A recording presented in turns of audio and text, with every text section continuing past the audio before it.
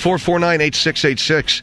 My wife said, let's go see The Patriot this weekend. And when you have a wife who wants to go see war movies with you, you got to go. You got to take the opportunity. So, although I dragged her to see Saving Private Ryan, I took her to a relatively historically accurate film. And she, my loving, beautiful wife, took me to one that relatively wasn't very accurate. As far as I could tell. But then I'm just a guy living in the 21st century now who sort of has an interest in history, and I know when I'm being shucked and jived. I know when I'm seeing the Disney version of history, you know? Now, these guys that made this movie, The Patriot, Emmerich and Devlin, where do you know the name from? Come on! Did you see Independence Day? Didn't you stand in line? Schaefer was in line 4 days trying to get tickets for that, and he never did get in to see it. Independence Day, they made that movie. Now, that was the feel-good movie of 4 summers ago. Remember, we all went to see Independence Day, and we came out with nothing but the milk of human kindness running through our veins for our fellow brothers on Earth because we beat the Martians. And all the black guys and all the sand dudes and the sand jockeys and all the white guys and all the Asians and everybody, all the slopes, we all got together and we beat those Martians. So, you know, it ain't such a bad place, Earth. And maybe that guy that lives next door to me that's the wrong color, I'll think twice about it. And that was the moral of that story. So I'm watching this Patriot. And suddenly I realize that I'm getting the same pitch from the same guys. Only now they're taking a real event, the American Revolution, and they're working their magic with that. Now, do I agree with Spike Lee that the movie was a complete and utter chaotic representation of history and there wasn't any slaves or anything in it? You know what? I don't know what bug Spike's got up his rear end from one day to the next, but I will say this. As much as everybody wants to sort of throw all that stuff out, right? And they would say, look, let's get back to just seeing America in a positive light. As much as we'd all love to do that, we keep screwing these things up, and somebody's got to say something. Somebody's got to say something about this stuff that they keep pouring into us. You can't just say, you know what, it's been so long since we've been able to just feel good about ourselves as a country. Come on, Hendrie, just go with the flow. Just go to a movie like The Patriot and go, hey, that's fantastic. And no, it doesn't really look that much like Braveheart, and it's a really unique film. And no, at the very end there, when he's in that big blood battle with that British officer and his face has kind of gone blank, it doesn't look like his face going blank at the end of Braveheart. That's just your imagination, Phil.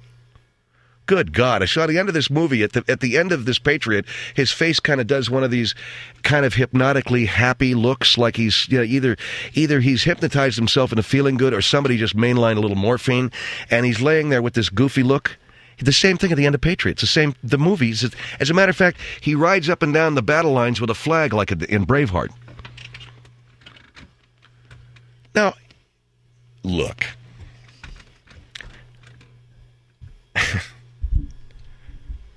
I know, you know, this dude sitting across the aisle from me at the end of the movie, man. At the end of The Patriot, this dude, about 55, guy in shorts with his wife, nice guy. Yeah! He's giving it the old round of applause. And at one point, there's a black character who is a member of the Continental Militia, some bullcrap. He's in the militia, the South Carolina militia. And this black character has earned his freedom by being 12 months in the service of the Continental Army or the militia or something. And the white guy stands next to him and he says, I guess you made your freedom, didn't you? That's right, I made my freedom, and I'm here on my own accord. I want to be, I want to contribute to America's freedom. He says, well, I'm glad you did. And the guy sitting across the aisle from me goes, yeah, me too. Look, The Patriot's a movie that's pretty good in parts. It's also a film that smacks of that kind of Emmerich Devlin thing where white people need to feel good about themselves, so let's sort of resculpt history a little bit so that they can. Okay, so number one, the slaves that were in this film, they'd all been freed. Yes, sir. Number two, man, you never seen happier slaves in your life. God, were they happy. They were just, they had a freaking clam bake in one scene of this deal. They're clam baking on the beach there in South Carolina with all the white boys that are down there, and everybody's just doing a freaking square dance. And at the beginning, they got some mammy working the kitchen, right? And she's looking strangely like Aunt Jemima. And she's just as happy as a pig in slop. Master says we going out there win that war against the British. Yes, sir. Oh, no, but they didn't talk that way. They talk like this. Annie, why don't you go get the kid? Yes, sir. Okay, I'll go get the kid. And she went. And so there was none of that gwine crap. Now, you're telling me that gwine crap didn't exist? Why don't you read a little Charles Dickens? Oh, excuse me. I know it's a book. Might be a little tough going. But if you read Charles Dickens' American Notes, he quotes a black stagecoach driver who was driving a stagecoach for him as he heads out into the Western Plain. And that cat was gwining all over the place. I gwine lickety-split over the hill there, man. Now, that is contemporary writing from the 1850s. Anyway, I digress.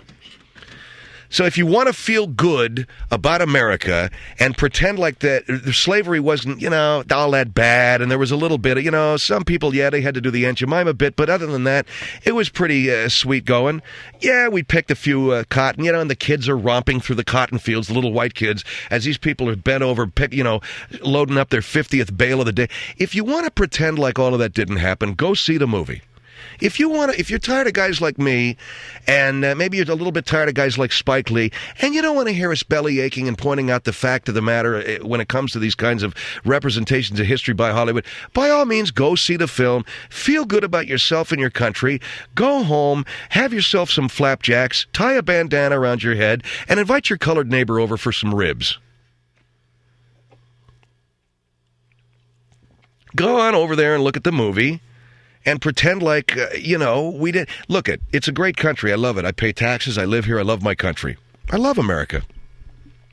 It's a great ideal that we're trying to live up to. That's the whole idea of men created equal, pursuit of happiness, etc. It is an ideal that we continually strive for. We didn't automatically earn it or create it when we formed this country. We have this ideal that no one else in the history of the world ever thought that they would create or sculpt out of nothing, and we did. And as a nation, we're unique, and we try to strive for that ideal, okay? We haven't quite gotten there yet, but we will, I'm sure. I feel confident that we will. We have a lot of well-meaning people in this country. I think we outweigh all of the other ones, and so we're going to do real good.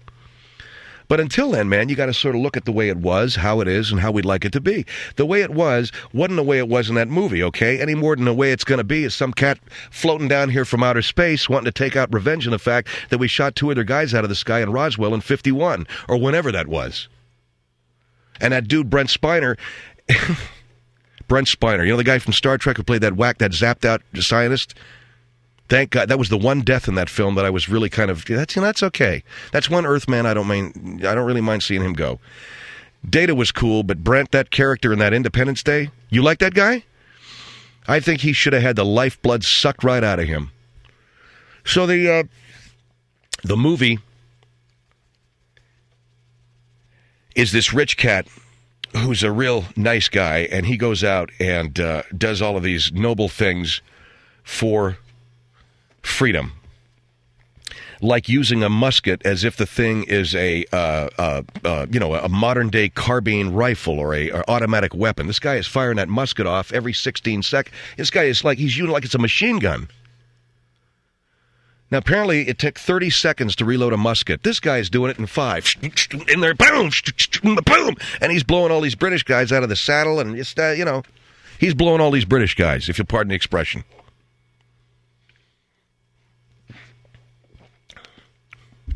Anyway, I had an argument with my wife as we walked out of there. She says, God, why can't you just let us feel good about our history as a nation? I said, I got no problem feeling good. But I respect history enough to know what happened, and I'd like to see it accurately represented so that we can get a good angle on where we were, what the country is rooted in, and where we can sort of... Look, at the American Revolution, I happen to know, was a revolution of landowners. Tell that to the average person, they don't know what you're talking about. What are you talking about, landowners? The people that started the American Revolution were wealthy landowners. The guy on the street, some guy running a fish market, some guy pushing a shopping cart with newspapers in it, he didn't care. He didn't care. The guy that started the American Revolution was a moneyed landowner. That whole taxation without representation stuff, those are rich people talking, folks. Whether you want to believe it or not, whether you want to accept it or not, whether I should mention it or not, whether it's true, it happens to be true, or you don't want to believe it's true, it doesn't make any difference. When you hear somebody say this taxing is killing me, and taxation without representation, and tax this and tax, that's a rich person talking. And that's okay. Nothing wrong with that. Because it took the wealthy, in the case of the American Revolution, to bring along the rest of their countrymen. Good for them. I'm glad they did. So the Maria's giving me this crap. I said, look, I know how it was. Well, you know what? The point is to create a feeling of what the American Revolution was. I said, let me ask you a question. Your name's Maria Sanchez, right? Yeah. What if I go ahead and write your life story, but instead of you being white, let's make you black. Instead of you having 4 kids, let's give you 8. And instead of you being relatively comfortable as a middle-class woman, let's make you poor. And instead of being a really healthy and responsible woman, let's give you a heroin habit. Well, I'm trying to create a composite character here, Maria, so that we can understand certain aspects of American society. She says, yeah, but you're messing with my name. You got it. Same difference. So Hollywood can do anything they want. They can make any kind of a movie they want. I'm going to go, you better believe, because I got my Screen Actors Guild card. It gets me in free, at least during Oscar time. So I'm going to go watch these movies, and I love it. But don't try to sell this as history, and don't try to pitch me that you're giving me some accurate story of how this country, engaged in its initial war of independence and the general tenor and attitude of the people at the time. And by the way, this rich guy, this Benjamin Martin character, that Mel Gibson, this guy, he's not only wealthy, but he's got all these Davy Crockett dude friends, these cats with fur hats. He goes into every bar and tavern and rounds them up and creates a militia out of all these guys that are drinking their breakfast.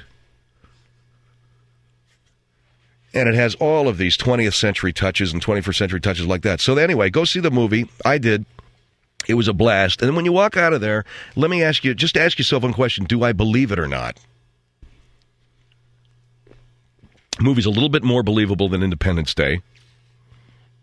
And a whole lot less believable than Saving Private Ryan, so there's something in there. But if Mel Gibson does one more movie where he's on a horse carrying a flag, rallying the troops, I'm going to swallow a musket ball. Okay? Phil Hendrie Show here, 1-800-449-8686.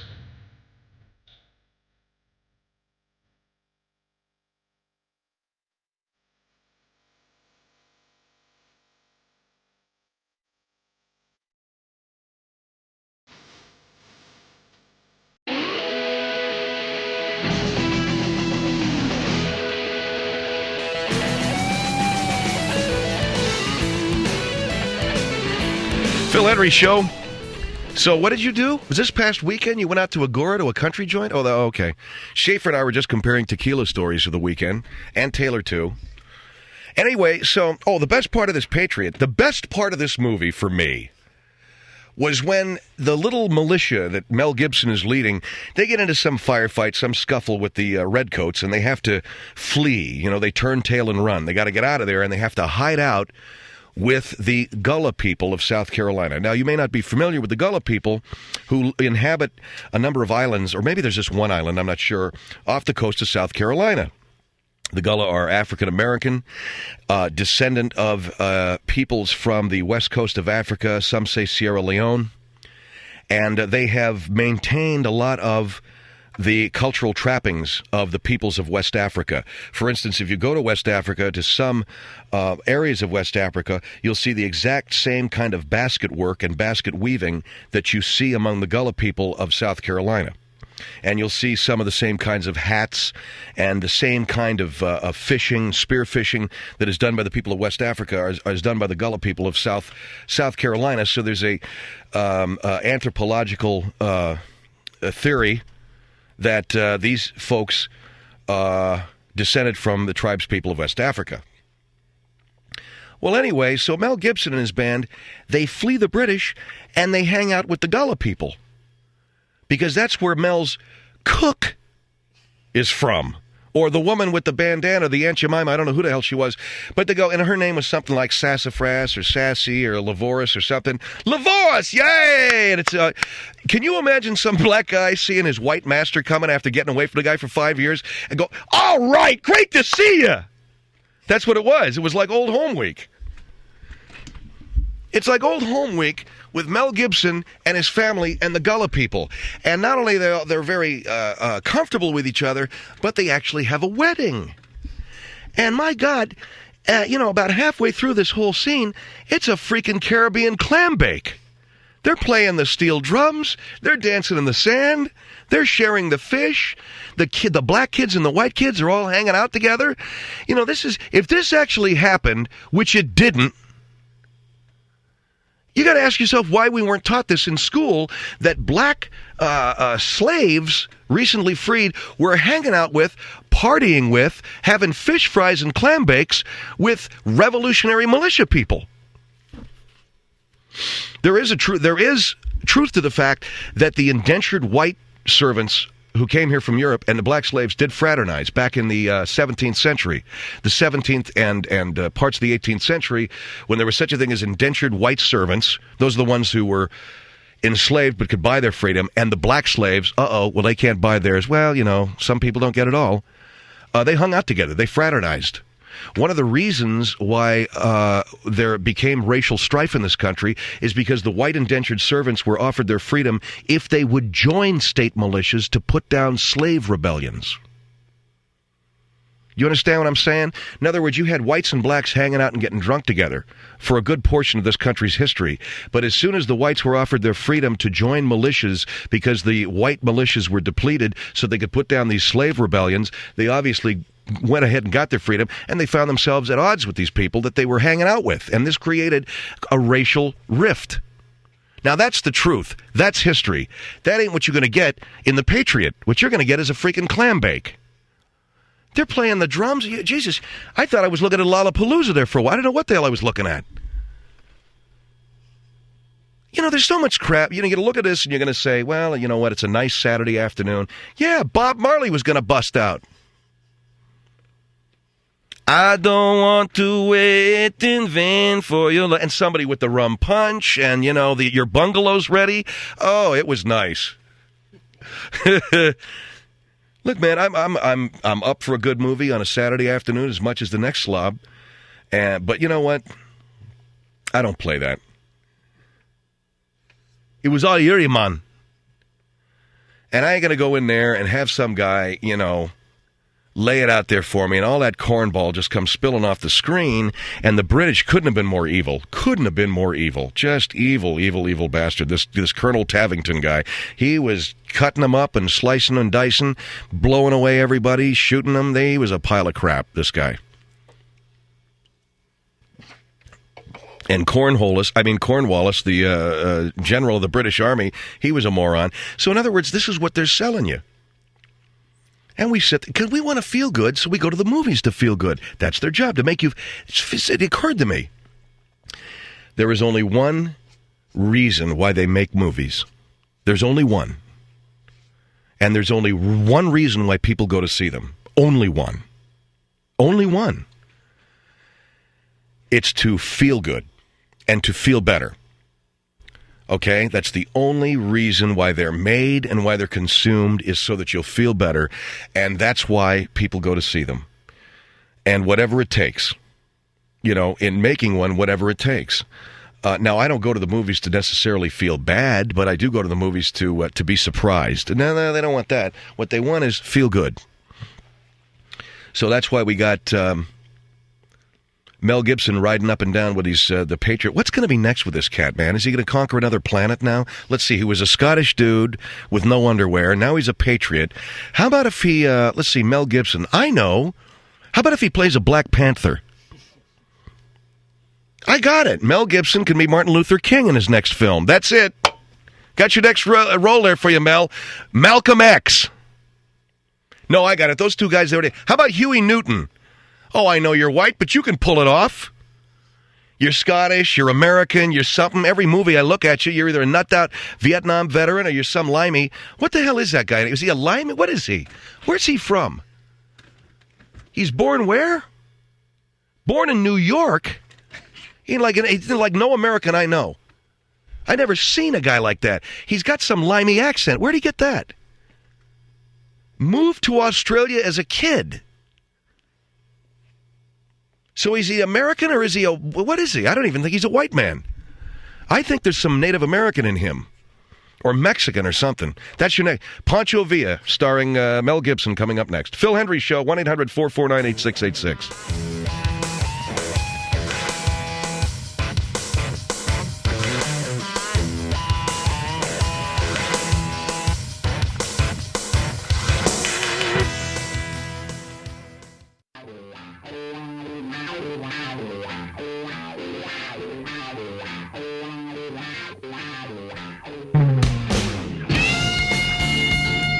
Phil Hendrie Show here, 1-800-449-8686.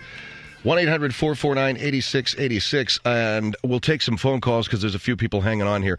There's one guy holding on the line who wants to talk about, you want to talk about the reality of the happiness of slaves, sir?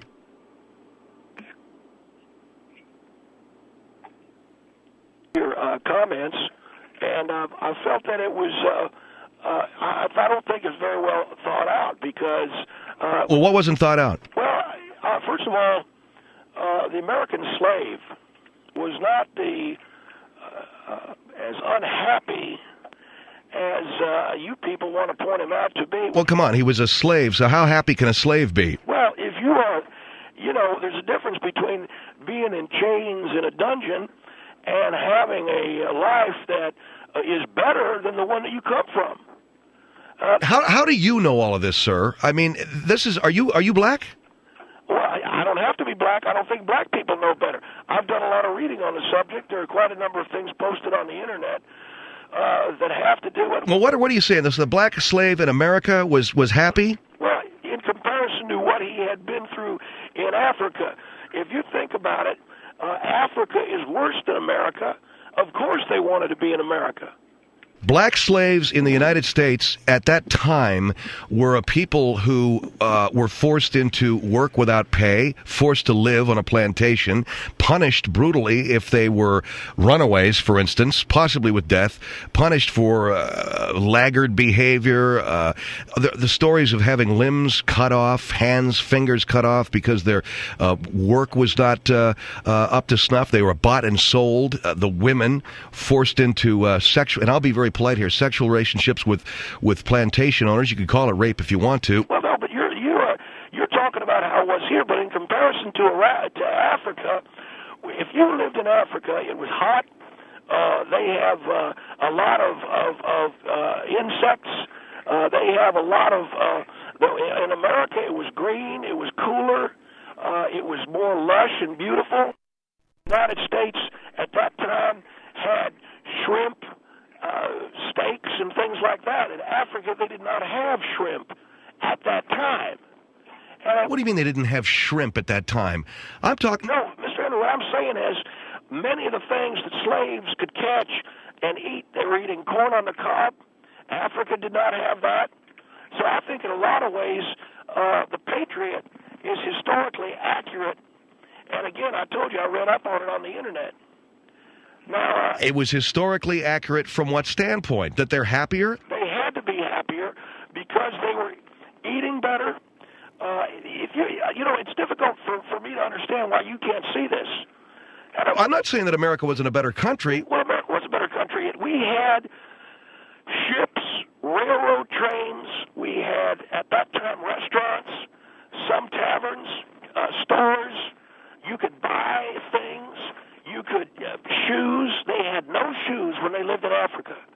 They did not have houses. They lived, for the most part, in tents. They came to America and they lived in a house as opposed to a tent that you had to put up every night. You had to roll it away and put it up. And what people are you talking about? African people? Yeah, the African tribes people. Well, what do you mean? So every night they're taking the tent down, rolling it up, and what? Every night they'd take a tent down, they'd roll it up, then they'd walk to some other town and set the tent up. That's what they... So you're saying most of them were nomadic, right? No, most of them were nomadic. The other thing that's interesting about the slaves, we had beautiful beaches. They could sleep out on the beach. Well, they have beaches in Africa. And they have... No, but they didn't. You couldn't sleep out on them because there's too many bugs because it was too hot. But you could sleep on a beach in America. The other thing that we had in America were stagecoaches, so you could get from one place to the next.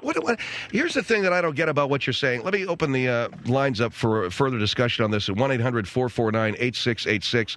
And your name is what, sir? I beg your pardon? What is your name? Yeah, Phil, my name is Austin. And where do you live? I live in Lancaster. Lancaster. All right. What slave took a stagecoach from one town to the next? I'm saying a lot of slaves did. The ones that were tried to escape would take stagecoaches. Would go from one town to the next by way of stagecoach. Yes, sir. A lot of them traveled by train. So, again, that's a better thing than it was in Africa.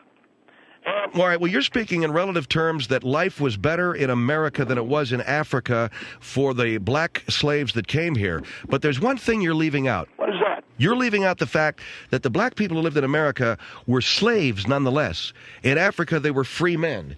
So don't you think that it would be better to live as a free man in a tent than as a slave in a house? No, I do not. Why don't you think that? Because I would rather live in a house than in a tent. I would rather. You'd rather be a free man in a tent. You'd rather be an enslaved man in a house than in a tent. I'd rather be. I don't know what you said. I would rather be a slave living in a beautiful 4-bedroom home than an African living down with mosquitoes. Why? Why would you? I mean, don't you value your freedom? No, yes, I do value my freedom, but I also want to live, and I want to live good. And like most Americans want to live good. So you'd sacrifice your freedom as a free man in order to live in a 4-bedroom home? Yeah, but it was a beautiful existence for many of the black American Africans. They got up in the morning, they picked some cotton, they went back to the 4-bedroom home or wherever they lived. And They weren't even living in the 4-bedroom house, Jack. You're talking about the guy that's the butler or the cook. Most of the slaves were working out in the fields or living in huts, in shanties. They're living out in some crap can, okay? You understand what I'm saying? They're living out in the slave quarters. But the slave quarters were better than the lean-to teepee that they lived in Africa. And Well, first of all, they're Africans, so they didn't live in a teepee. They lived in whatever they lived in. yeah, they lived in some hut. That's right. But the fact is that the slave quarters probably weren't all that much superior to whatever it was they were used to in Africa. Your name's Austin, right? Yes, sir. Let me find out this gentleman. What is your sir? Mike, Virginia Beach. Okay, Mike in Virginia Beach. And where are you from, Austin? I'm from Lancaster, California, sir. Okay, Mike, go ahead. Well, you know, Austin, all those things were available to black people, or were available back then, but black people didn't have any access to them. Black people couldn't eat in restaurants in this country without walking in the back door until the 60s, the Well, 1960s. that's true, but they could eat in restaurants, which they could not do in Africa. See what I'm saying? They could eat out of the garbage cans out of restaurants, maybe, No, but they didn't have any access to that. I mean, you make it sound as though coming over here were a beautiful experience. Well, all I'm except saying is they came to a place that had far better accommodations than Africa did at that Well, time. no, sir, I can't agree with that either, because I've actually been to Africa, and most of the places they have over there are just about as nice as you'd Well, I'm find talking anywhere, about- and they yeah. were back then. But I'm talking about the 18th century in Africa. They were living in a tent. They were living in a cave. You know what? That's my point. That was no strange situation to them, having lived that way for generations. Absolutely. It was home to them. But then they got to come to America where they could live in a 4 or 5-bedroom home with central heating and air conditioning and all of that. Yeah, and be beaten half to death if they didn't work. Wait a from minute. dawn What do you until mean by dusk. central air conditioning? It's the 16th or 17th century, okay? So there wasn't any central. Thank you for your call, sir. There wasn't any central. No, but it existed, and the chance of them to live in an air-conditioned house. It was in the, what is it, 1776? There was no air conditioning. But the chance existed. Of what? Of eventually having air conditioning? Yes. All right, so eventually, yeah, okay. I guess you could say, hey, you're a slave now, but someday there's going to be air conditioning. Oh, man. You know, you can laugh, sir, but you spent a good part of your hour talking about running down American revolutionaries who fought for this country. I'll tell you something else that the movie did get right. The British did offer all black slaves freedom if they fought for the British Army. And in point of fact, the British, the country of Great Britain, outlawed slavery long before America did. Los Angeles on the Phil Hendrie Show. Hello. What is your name, sir? How you doing, sir? Hi. Name is Mr. Smith. Mr. Smith? Yes. Okay, obviously you don't want to use your name.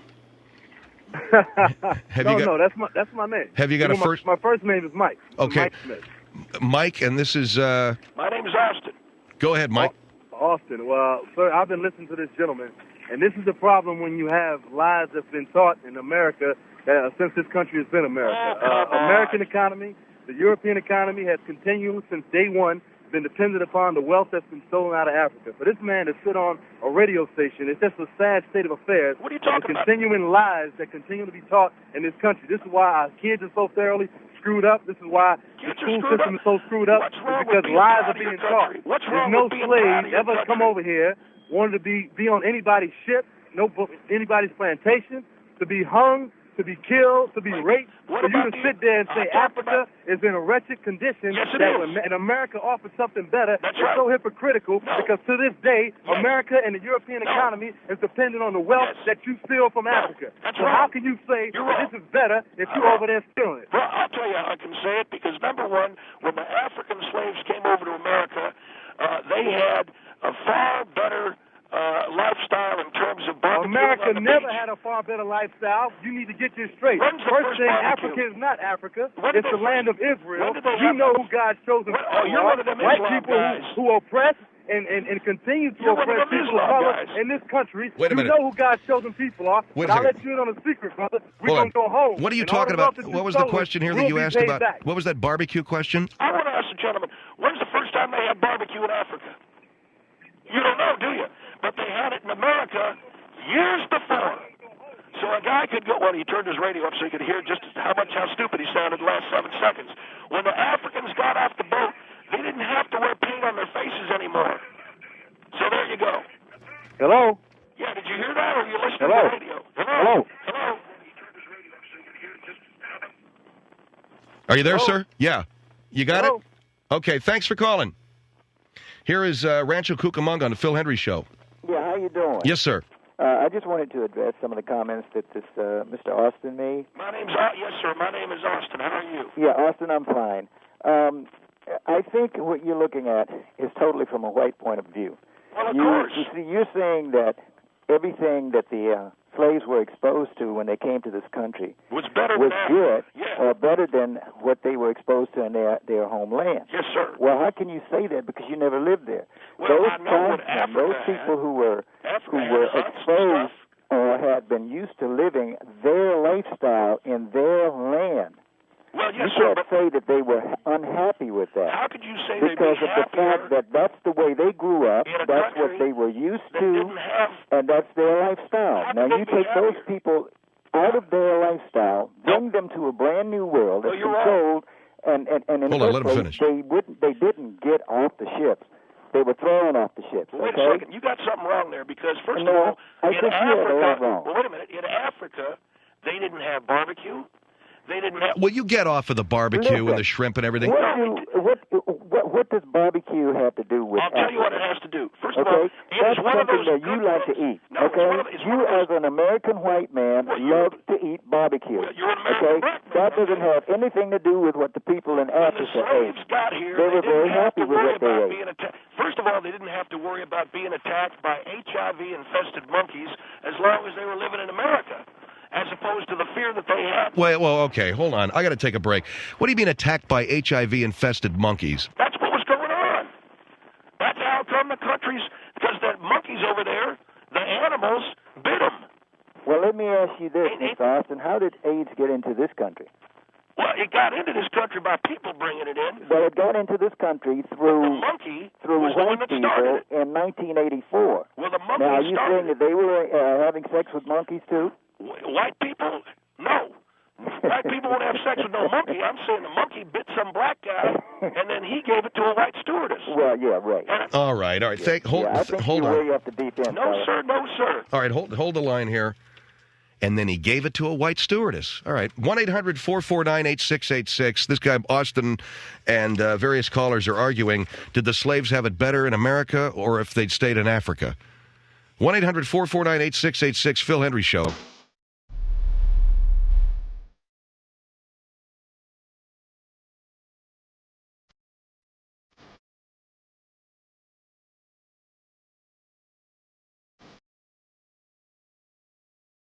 Let me see if my friend Austin is here. I started the show by talking about having seen the Patriot, and I got a call from a guy who believes that, you know, and it was my feeling, and it still is my feeling and belief that the Patriot, the movie, yeah, it's a movie, and so if they're really going to give you the historical lowdown from a you know, an actual place of truth, it's going to be a little boring.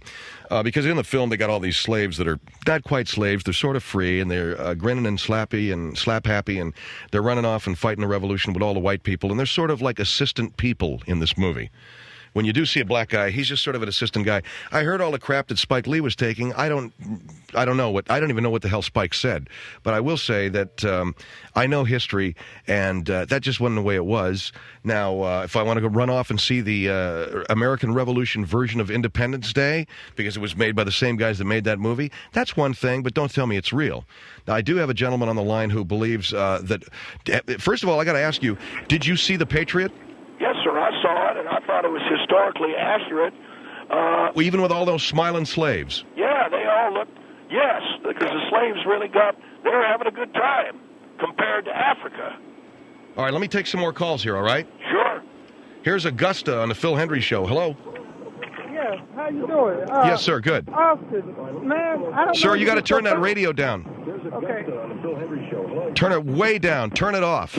Okay, Austin. Now, do you have your car window rolled up? Yes, okay. Austin. Maybe Mike Schaefer could have told you all of this before you got on the air, huh? Yeah. Okay, are you on a remote phone, or are you on a speaker? Yes, I'm on a cell phone. Yes, sir, but do you have one of those mouthpieces, or do you have the No, phone? I don't. I do not. Okay, because it was a little difficult hearing you. Go ahead. Okay. Austin, are you there? I'm right here. Yes, sir. Austin, your facts are way off. There's no way in the hell that a black man coming to America as a slave would be happy to be over here getting whipped, beat, sold, separated from his family, and left out to die, to be hung, and every injustice that you could think of be done to him. We were experimented on barbecue. Man, you can take your barbecue and shove it. Wait a First second. of all, I'm if just you saying think it was about better. barbecue, they had barbecue in Africa because you cooked on an open flame. Therefore, that is barbecue. But not Do the not same explain way. barbecue because you're talking about barbecue as it's something big. No. It's just a sauce. I'm saying Come that on, American partner. no, Use your American intelligence. no, sir. Apparently, I'm you saying did not go to school American and barbecue was experience better. education. What about Where barbecue did you sauce? get your education What is- from? what about- Where did you get your education from? What about Because barbecue somebody sauce? severely misled No, you. sir. I'm just If saying. I took white What about people and barbecue enslaved sauce? them, I can What about guarantee barbecue you that sauce? they would not like it. Wait a White second. people were slaves in England, and they did not like it. What did they do? They rebelled against that government for slavery. So therefore, how can you speak that a black man would like slavery? You talking about living in a 4-bedroom home? Henry, He can I lived answer in this a gentleman? shack. All right, let with him 20,000 answer your people. question. Let him answer your question. First of all, you left out barbecue sauce, but I guess you don't want to address that. Thirdly, the barbecues we had in America were better than the ones they had in Africa. And England has terrible... I rebel What against is it with barbecue, man? What is you just like barbecue? So what is it And with the barbecue? food in England's so bad, I'd rebel too.